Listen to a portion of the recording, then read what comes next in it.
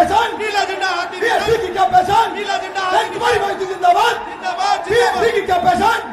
बहन जी आप संघर्ष करो, हम आपके साथ हैं, बहन जी आप आगे बढ़ो, आपके साथ बहन कुमारी मायावती जी जिंदाबाद, जिंदाबाद जिंदाबाद बहन कुमारी मायावती जी जिंदाबाद, जिंदाबाद बहन जी जिंदाबाद आप संघर्ष करो, हम आपके साथ बहन जी हैं, आप आगे बढ़ो, हम आपके साथ हैं, बीएसपी की क्या पहचान, नीला झंडा हाथी बीएसपी की क्या पहचान, नीला झंडा बहुजन समाज पार्टी जिंदाबाद, जिंदाबाद जिंदाबाद बहुजन समाज पार्टी जिंदाबाद, जिंदाबाद बहन जिंदाबाद कुमारी माइती जिंदाबाद, जिंदाबाद बहन कुमारी माइती जिंदाबाद, जिंदाबाद जिंदाबाद बीएसपी की क्या पहचान, नीला झंडा हाथी निशान।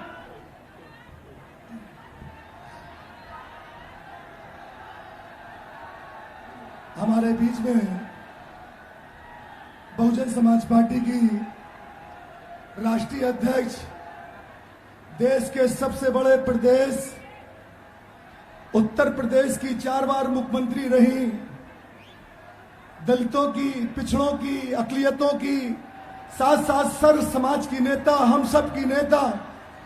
बहन कुमारी मायावती जी हमारे बीच में आ चुकी हैं। हम इन जन सैलाब से कहते हैं स्वागत करें, इस्तकबाल करें, खैर मकदम करें और जोरदार ताली बजाकर स्वागत करें।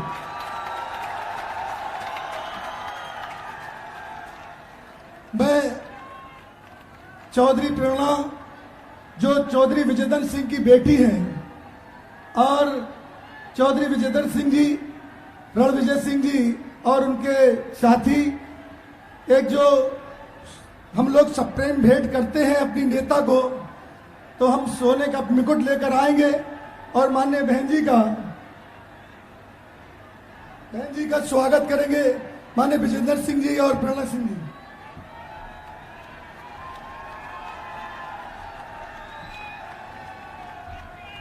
बहुजन समाज पार्टी जिंदाबाद, बहन जी जिंदाबाद, बीएसपी की क्या पहचान, बहुजन समाज पार्टी जिंदाबाद, बहुजन समाज पार्टी जिंदाबाद, बहन कुमारी मायावती जी जिंदाबाद, बहन कुमारी मायावती जी जिंदाबाद, बीएसपी की क्या पहचान, बहन जी आप संघर्ष करो, बहन जी आप आगे बढ़ो, हम आपके साथ बहन हैं, कुमारी मायावती जिंदाबाद, जिंदाबाद बहन जिंदाबाद कुमारी मायावती जिंदाबाद। जिंदाबाद जिंदाबाद। हमारे बीच में हम सबकी नेता आ चुकी हैं। हम चाहते हैं आप तब सबकी तरफ से हम बहन जी से आग्रह करेंगे, अदब के साथ गुजारिश करेंगे, इन जन समूह को संबोधित करने का कष्ट करें। माननीय बहन जी हमारे बीच में मैं कष्ट करेंगे, जो बहन जी संबोधन करने का कष्ट करें। माननीय बहन जी।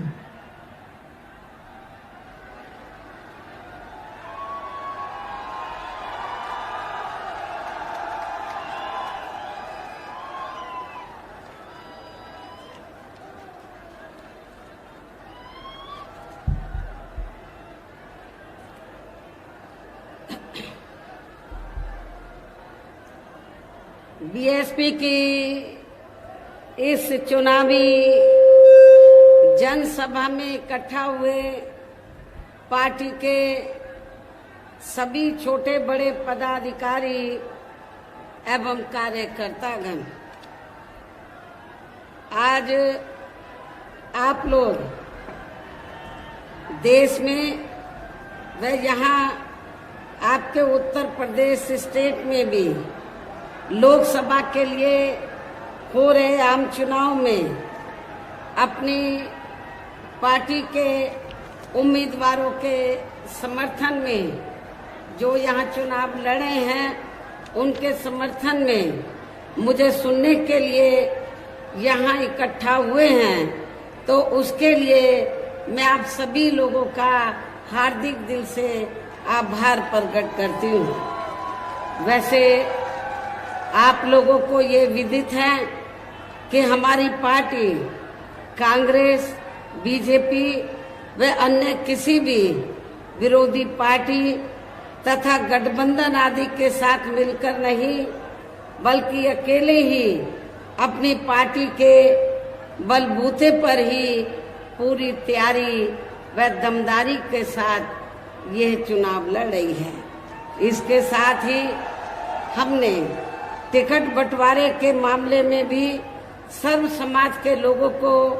उचित भागीदारी दी है, जिनको जिताने के लिए पार्टी के लोग पूरे जी जान से लगे हैं। हालांकि आज यहाँ आपकी इकट्ठा हुई अपार भीड़, वह भीड़ के जबरदस्त जोश को भी देखकर अब मुझे भी ये काफी हद तक भरोसा हो गया है कि पिछली बार की तरह इस बार भी आप लोग यहाँ अपने उत्तर प्रदेश से लोकसभा आम चुनाव में अपनी पार्टी का बेहतर रिजल्ट जरूर लाएंगे। पिछली बार की तरह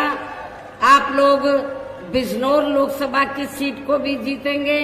और नगीना रिजर्व लोकसभा की सीट को भी जरूर जीतेंगे। इसके लिए अब मैं आप लोगों का ध्यान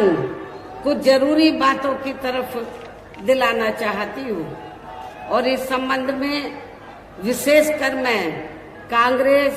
बीजेपी व इनके अन्य सभी सहयोगी दलों के बारे में ये कहना चाहूंगी कि आजादी के बाद शुरू में केंद्र व देश के काफी राज्यों में भी ज्यादातर सत्ता यहाँ कांग्रेस पार्टी के ही हाथों में केंद्रित रही है, किंतु इनकी अधिकांश मामलों में रही गलत नीतियों एवं गलत कार्य प्रणाली आदि की वजह से ही फिर इस पार्टी को केंद्र व काफी राज्यों की भी सत्ता से बाहर होना पड़ा है तथा यही स्थिति इनकी सहयोगी पार्टियों की भी बनी रही है, जिसके कारण ही फिर पिछले कई वर्षों से बीजेपी व इनके सहयोगी दल केंद्र एवं काफी राज्यों की सत्ता में काबिज हो गए हैं, लेकिन इनकी भी ज्यादातर रही जातिवादी, पूंजीवादी, संकीर्ण, सांप्रदायिक व द्वेषपूर्ण नीतियों एवं कार्य प्रणाली आदि से तथा इनके कथनी व करनी में भी काफी अंतर होने की वजह से अब ऐसा लगता है कि इस बार ये पार्टी भी यानी कि भारतीय जनता पार्टी भी केंद्र की सत्ता में आसानी से वापस आने वाली नहीं है, बशर्ते यदि ये चुनाव इस बार फ्री एंड फेयर होता है तथा आम चर्चा के मुताबिक वोटिंग मशीनों में भी कोई गड़बड़ी आदि नहीं की जाती है। और वैसे भी इस बार चुनाव में इनकी कोई भी पुरानी व नई चल रही नाटकबाजी, जुमलेबाजी व गारंटी आदि काम में आने वाली नहीं है, क्योंकि अब देश की जनता काफी हद तक इस बात को समझ चुकी है कि इनकी पार्टी ने अब तक देश के विशेषकर गरीबों, कमजोर तबकों, मध्यम वर्गों एवं अन्य मेहनतकश लोगों को जो इन्हें अच्छे दिन दिखाने के वायदे किए थे, असंख्य प्रलोभन भरे वायदे किए थे तथा अनेकों हवाई व कागजी गारंटी भी दी है, तो उनका जमीनी हकीकत में अभी तक इन्होंने लगभग 1/4 हिस्सा कार्य भी पूरा नहीं किया है, बल्कि इसके स्थान पर इनका ज्यादातर समय व ताकत भी यहाँ इनके अपने चहेते रहे बड़े बड़े पूंजीपतियों एवं धन्ना सेठों को ही ज्यादा से ज्यादा मालामाल व धनवान आदि बनाने में तथा उन्हें हर स्तर पर छूट देने व बचाने में ही लगी रही है, जिनके अधिकांश आर्थिक सहयोग से ही ये पार्टी व अन्य पार्टियां भी अपना संगठन चलाती हैं तथा चुनाव आदि भी लड़ाती हैं, जिसका काफी कुछ खुलासा बॉन्ड की अभी हाल ही में आई रिपोर्ट में भी किया गया है। इसके साथ ही अब ऐसा लगता है कि कांग्रेस पार्टी की तरह ही बीजेपी ने भी केंद्र की तमाम सरकारी जांच एजेंसियों का ज्यादातर राजनीतिकरण ही कर दिया है इसके अलावा देश के किसान वर्ग भी वर्तमान बीजेपी की सरकार में शुरू से ही अपनी विभिन्न समस्याओं को लेकर काफी ज्यादा दुखी व परेशान रहे हैं और अभी भी हैं। जबकि यूपी में 4 बार हमारी पार्टी की रही सरकार ने इनके हितों का भी हर स्तर पर विशेष ध्यान रखा है। हमारे किसान भाइयों को ये मालूम है कि जब भी उत्तर प्रदेश में बीएसपी के नेतृत्व में हमारी सरकार बनी तो हमारी पार्टी की सरकार ने किसानों का हर स्तर पर उनके हितों का पूरा ध्यान रखा है। उनको खेती करने के लिए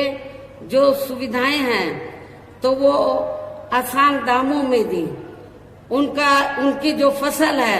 उसका उचित दाम दिया। और इतना ही नहीं, आपके पश्चिमी यूपी में गन्ना काफी होता है। गन्ना किसान को भी उनके गन्ने का पूर्व की सरकारों की तुलना में वर्तमान सरकार की तुलना में भी काफी बढ़ाकर उनको दाम दिया था। इतना ही नहीं, बल्कि केंद्र में पूर्व की रही कांग्रेसी सरकार की तरह ही वर्तमान भाजपा सरकार में भी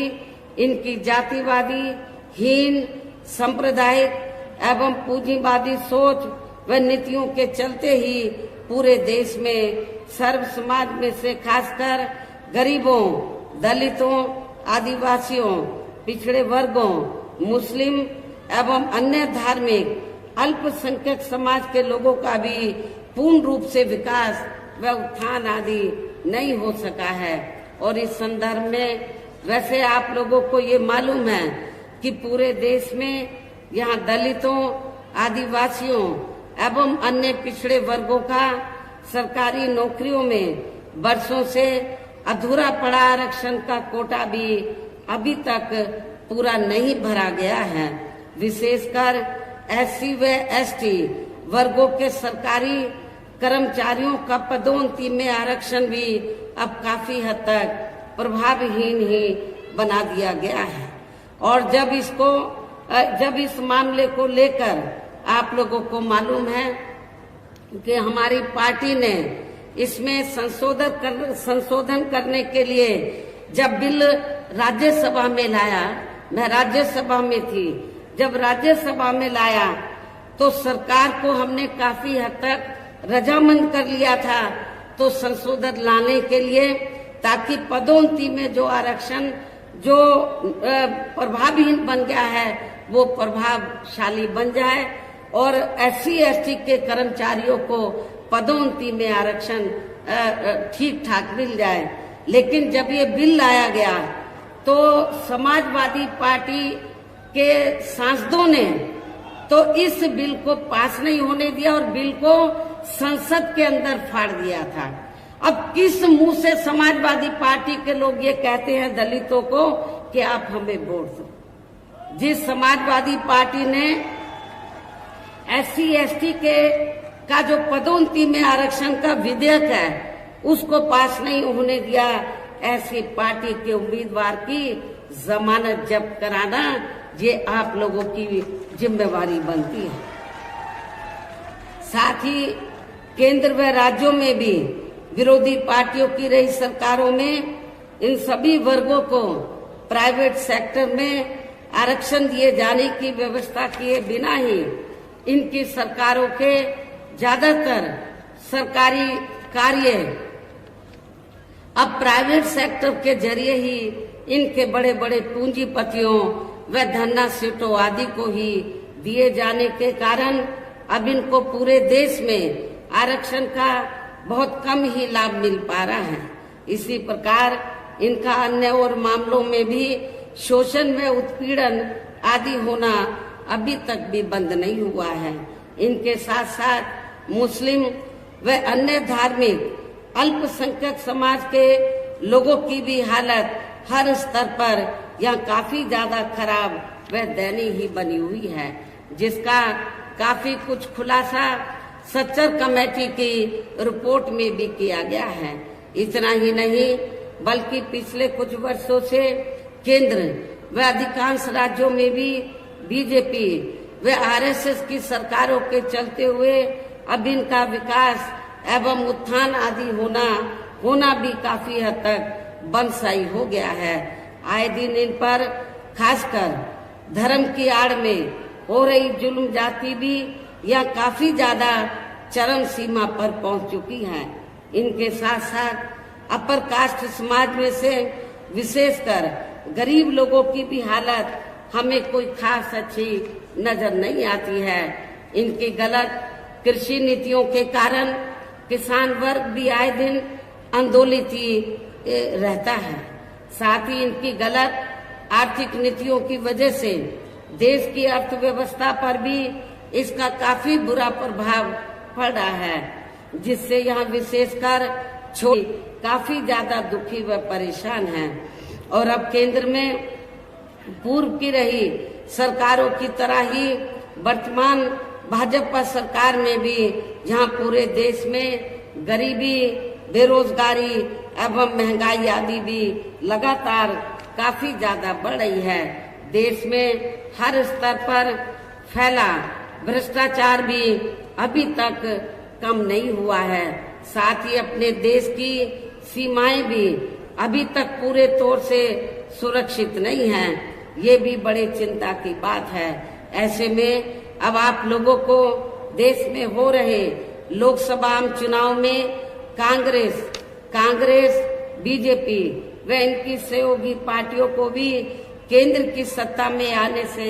जरूर रोकना है। जिनकी गलत नीतियों व गलत कार्य प्रणाली आदि को आप लोग काफी हद तक आजमा चुके हैं। ऐसी स्थिति में अब ये विरोधी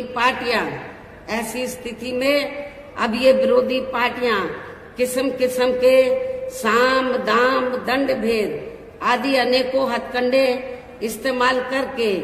केंद्र की सत्ता में आने की भी पूरी कोशिश में लगी हैं, जिनसे अपनी पार्टी के लोगों को हर स्तर पर काफी ज्यादा सावधान रहना है। और इस मामले में विरोधी पार्टियां अपने अपने पक्ष में हवा बनाने के लिए खासकर मीडिया, ओपिनियन पोल व सर्वे आदि का जो बड़े पैमाने पर इस्तेमाल कर रही हैं, तो उनसे भी अपनी पार्टी के लोगों को बिल्कुल भी गुमराह नहीं होना है। इसके साथ ही विरोधी पार्टियों के विभिन्न रूपों में जारी किए गए इनके हवाई व प्रलोभन भरे चुनावी घोषणा पत्रों एवं वायदों आदि के बहकावे में भी अपनी पार्टी के लोगों को कतई नहीं आना है, जिन्हें ये पार्टियां चुनाव खत्म होने के बाद ज्यादातर अमल में नहीं लाती हैं। और अब जिन पर से देश की जनता का अधिकांश विश्वास ही उठ गया है। यही खास वजह है कि हमारी पार्टी किसी भी चुनाव में अपनी पार्टी का कोई भी चुनावी घोषणा पत्र आदि जारी नहीं करती है। वैसे भी हमारी पार्टी किसी भी मामले में कहने में बहुत कम बल्कि कार्य करके दिखाने में ही ज्यादा विश्वास रखती है। और इस बात का सबसे बड़ा सबूत ये है कि उत्तर प्रदेश में 4 बार हमारी पार्टी के नेतृत्व में रही सरकार ने चुनाव में अपनी पार्टी के बिना कोई जारी किए गए चुनावी घोषणा पत्र के ही प्रदेश व आम जनहित में काफी कुछ ऐतिहासिक कार्य करके दिखाए हैं, जिनकी अब देश में अधिकांश पार्टियों की सरकारें काफी नकल भी कर रही हैं। जबकि इस मामले में हमारी पार्टी का ये कहना है कि यदि इन पार्टियों के स्थान पर केंद्र में हमें अपनी पार्टी की सरकार बनाने का मौका मिलता है, तो तब फिर हमारी पार्टी की बनी सरकार केंद्र में यहाँ अब तक रही सभी विरोधी पार्टियों की सरकारों की तरह केवल हवाई व कागजी कार्य आदि नहीं करेगी, बल्कि उत्तर प्रदेश की तरह ही जमीनी हकीकत में ठोस कार्य करके दिखाएगी। और इस संदर्भ में खासकर मैं ये कहना चाहूंगी, केंद्र द्वारा देश में पिछले कुछ समय से अति गरीब परिवारों को अस्थायी तौर पर फ्री में जो थोड़ी सी खाद्य सामग्री दी जा रही है या राशन आदि दिया जा रहा है, तो उससे इनका स्थायी तौर पर भला होने वाला नहीं है। और वैसे भी इनकी ये जटिल समस्या देश में हर हाथ को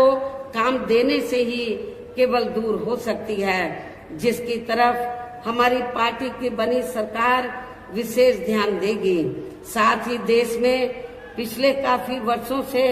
आए दिन बढ़ रही गरीबी, बेरोजगारी व महंगाई आदि से भी जनता बहुत ज्यादा दुखी व परेशान है, जिसे भी आर्थिक नीतियों में तब्दीली करके जरूर दूर किया जाएगा। धर्म की भी आड़ में पिछले कुछ वर्षों से खासकर मुस्लिम समाज के लोगों का द्वेष की भावना से जो इनका काफी ज्यादा शोषण व उत्पीड़न आदि किया जा रहा है, तो इसे भी जरूर रोका जाएगा। और ये सब हमने अपनी यूपी की रही सरकार में करके भी दिखाया है। इसके अलावा हमने यूपी में सर्व समाज में से गरीब एवं बेरोजगार लोगों को बेरोजगारी भत्ता आदि न देकर उन्हें बड़ी तादाद में रोटी रोजी के साधन भी उपलब्ध कराए हैं। जो अभी ये कार्य भी ज्यादातर ठंडे ही पड़े हैं, जिनको फिर सरकार बनने पर जरूर प्राथमिकता दी जाएगी। वैसे आप लोगों को इस मामले में ये मालूम है कि जब भी यूपी में मेरे नेतृत्व में सरकार बनी, तो हमने उत्तर प्रदेश में तो गरीब और बेरोजगार लोगों को बिना कोई रिश्वत लिए हुए उनको बड़ी तादाद में रोटी रोजी के साधन दिए हैं। पुलिस भर्ती में जब पुलिस भर्ती हुई थी, तो आपके पश्चिमी यूपी से तो काफी लोगों को भर्ती किया गया, और खास तौर से हमने बिना कोई पक्षपात के, बिना कोई जाति देखे हुए जो भी इसमें काबिल था, जो भी इस पोस्ट के लिए काबिल था, उनकी हमने भर्ती की। आपके पश्चिमी यूपी से बड़े पैमाने पर हमारे जाट जो बच्चे हैं, उनकी भी बड़ी तादाद में भर्ती हुई थी। वैसे तो अन्य समाज के लोगों को भी मौका मिला, लेकिन उन्हें भी मौका दिया गया। कहने का तात्पर्य यह है कि देश में इस समय हो रहे लोकसभा चुनाव में विरोधी पार्टियों के जारी किए गए उनके हवाई व प्रलोभन भरे चुनावी घोषणा पत्रों आदि के बहकावे में अब यहाँ खासकर देश के अति गरीबों, मजदूरों, बेरोजगारों एवं अन्य जरूरतमंद लोगों को बिल्कुल भी नहीं आना है। और अब इन्हें ऐसी सभी विरोधी पार्टियों को हर हालत में केंद्र की सत्ता में आने से जरूर रोकना है, जिनकी कथनी व करनी में काफी अंतर रहा है तथा जिन्हें ये लोग बरसों से आजमा भी चुके हैं। ऐसे में अब मेरा यही कहना है कि आप लोगों को अपने खुद के व अपने प्रदेश एवं देश के भी हित में, अपने क्षेत्र के भी हित में अपने वोटों को यहाँ कांग्रेस, बीजेपी व अन्य विरोधी पार्टियों को न देकर केवल अपनी एकमात्र हितैषी पार्टी बहुजन समाज पार्टी को ही देना है। जो ये पार्टी उत्तर प्रदेश की तरह ही केंद्र में भी अपनी पार्टी की सरकार बनने पर फिर पूरे देश में यह अपनी पार्टी की सर्वजन हिताय व सर्वजन सुखाय की नीतियों पर आधारित सरकार चलाएगी। इसके साथ साथ केंद्र से जुड़ी आपके क्षेत्र की जो भी यहाँ स्थानीय समस्याएं होंगी, तो उन्हें भी फिर दूर करने का हर संभव पूरा प्रयास किया जाएगा। साथ ही यहाँ गरीबों, मजदूरों, बेरोजगारों, कर्मचारियों, किसानों, छोटे व्यापारियों एवं अन्य मेहनतकश लोगों के हितों का भी विशेष ध्यान रखा जाएगा। सर्व समाज में से खासकर दलितों, आदिवासियों, पिछड़े वर्गों, मुस्लिम व अन्य धार्मिक अल्पसंख्यक समाज के लोगों के विकास एवं उत्थान के साथ साथ हर स्तर पर इनकी सुरक्षा आदि के लिए भी सख्त कदम उठाए जाएंगे और तभी फिर यहाँ वास्तव में अपने देश के महान संतों, गुरुओं व महापुरुषों में भी विशेषकर महात्मा ज्योतिराव फूले, श्री छत्रपति शाहू जी महाराज, श्री नारायण गुरु, बाबा साहब डॉक्टर भीमराव अंबेडकर एवं मान्यवर श्री कांशीराम जी,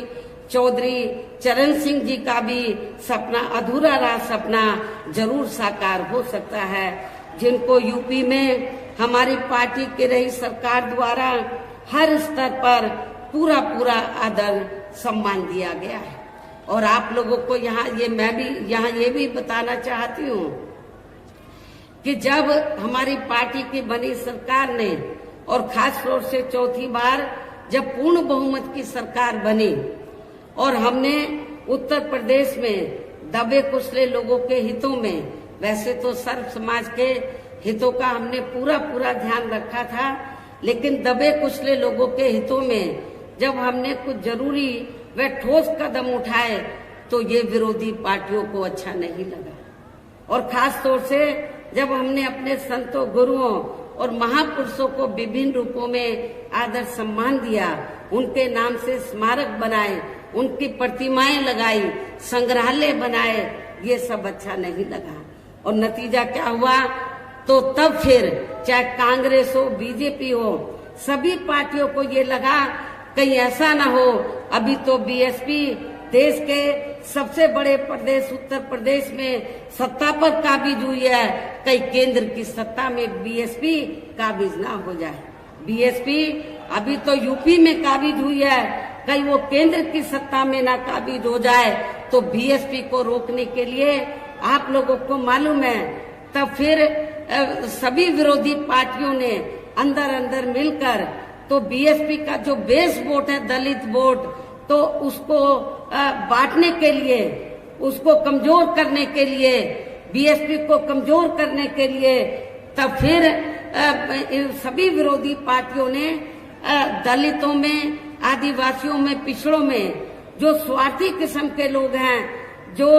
बिकाऊ किस्म के लोग हैं, उनको मैनेज करके तोड़कर तो विरोधी पार्टियों ने तो काफी संगठन बना डाले, काफी छोटी छोटी पार्टियां बना डाली। और किस लिए कि जब चुनाव हो पार्लियामेंट असेंबली का, तो बीएसपी को चुनाव हराने के लिए, इनका वोट बांटने के लिए तो जो छोटे छोटे संगठन पार्टियां बनाई हैं, तो उनके माध्यम से वो बीएसपी के कैंडिडेट को हराने के लिए तो वो अपने उम्मीदवार खड़े करवा देते हैं, तो ताकि दलितों का वोट बढ़ जाए। ऐसा हमें आपके नगीना सुरक्षित लोकसभा की सीट पर भी देखने के लिए मिल रहा है। इसलिए मेरा आप लोगों से ये कहना है, ये जो छोटे छोटे संगठन बने हैं, छोटी छोटी पार्टियां बनी हैं, इनका कोई मकसद चुनाव जीतना नहीं है। इनका मकसद बीएसपी का जो बेस वोट है, दलित वोट, उसको बांटकर तो बीएसपी के कैंडिडेट को हराना है और दूसरी पार्टियों को जिताना, ये इनका केवल मकसद है। इसलिए मेरा खास तौर से दलित वर्ग के लोगों से ये कहना है कि आप लोगों को अपना वोट ऐसे संगठन, ऐसी पार्टियों को एक भी नहीं देना है। यदि एक भी वोट दे दिया तो फिर इसका फायदा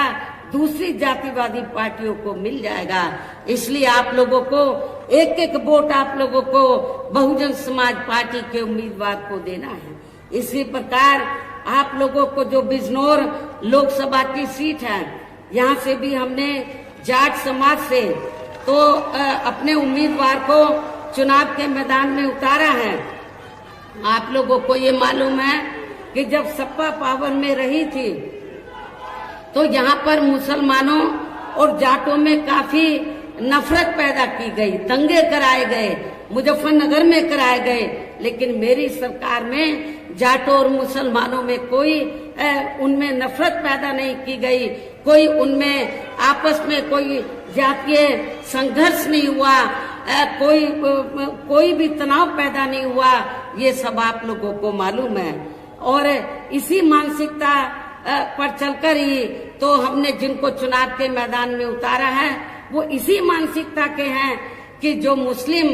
और जो जाट समाज है, जो पूर्व में यहाँ नफरत पैदा की गई, उसको भाईचारे में तब्दील किया जाए, इसी मानसिकता के हमारे उम्मीदवार है। इन्हीं खास बातों के साथ ही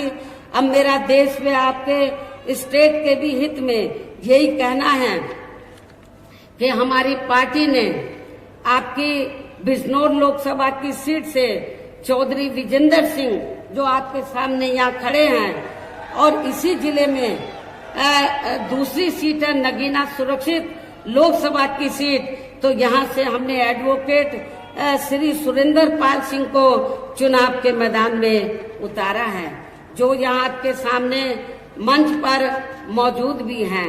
तो उन्हें आप लोगों को जरूर कामयाब बनाना है, जिसके लिए यहाँ पार्टी के सभी स्तर के छोटे बड़े पदाधिकारी व कार्यकर्ता आदि पूरे जी जान से लगे हैं। और अब आप लोगों को वोट पड़ने वाले दिन यहाँ बीएसपी के अपने इन सभी बीएसपी के अपनी पार्टी के इन सभी उम्मीदवारों को बीएसपी का जो चुनाव चिन्ह हाथी है, हाथी चुनाव चिन्ह के सामने वाले बटन को दबाकर आप लोगों को बीएसपी के इन दोनों प्रत्याशियों को रिकॉर्ड तोड़ वोटों के अंतर से जरूर जिताना है। इस पुरजोर अपील के साथ ही अब मैं अपनी बात यही समाप्त करती हूँ। जय भीम, जय भारत। बहुजन समाज पार्टी जिंदाबाद, बहन कुमारी पार्टी जिंदाबाद, बहन कुमारी पार्टी जिंदाबाद।